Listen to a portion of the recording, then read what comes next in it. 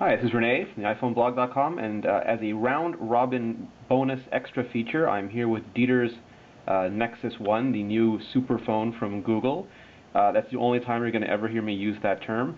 And we are looking at it compared to the iPhone 3GS. And right away we can see that the home screens are very different. This is a traditional launcher dating all the way back to the Trio 600, I want to say, maybe even earlier, the earliest Palms. And Google has gone with the widgets. We have the weather up here, we have all sorts of data falling in there. It looks like a calendar to me. We have apps, I guess the ones that Dieter decided to choose. I can scroll through the different home screens just like the iPhone, but these ones all contain apps and widgets. They are customizable. Instead of the old Google drawer, this one has a zoom feature, so now I can see all the different applications.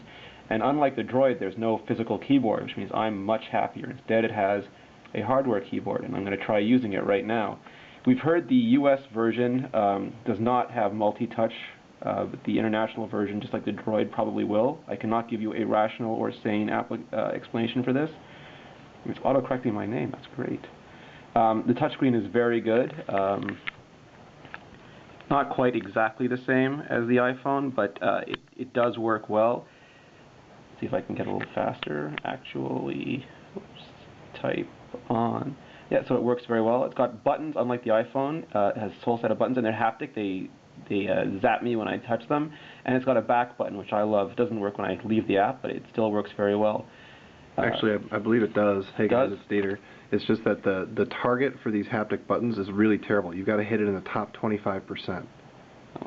Okay, perfect. There we go. So yeah. When I do leave an app, if I go back. Okay, there must not be any back. It's more of a hierarchical up than it is back. Okay. I still like it. I miss it. I know I don't want one on my iPhone necessarily, but I do like having the option there. The web browser is a WebKit browser. I believe it's the same browser that we saw on the Droid.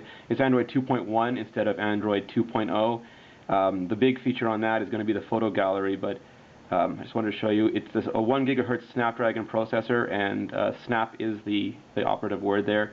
It is it's not as buttery smooth as the iPhone on the interface. Nothing is yet, but multi-touch is also really painful.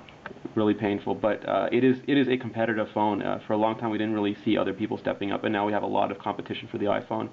Dieter, any other applications I should make a point of looking at? Well, we should make a point of the lack of really great applications. There's some good ones, but there's just not a ton. But the one application that is much better than what you get on the iPhone is the Maps application with the full navigation, just like on the Droid.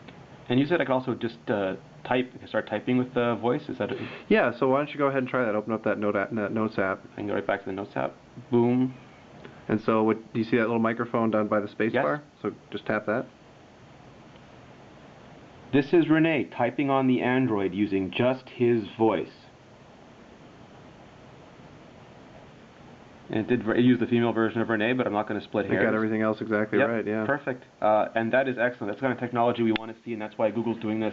I really think they're making the Nexus One to force people to go. They do everything they can to make web technology and communications technology better, and kudos to them.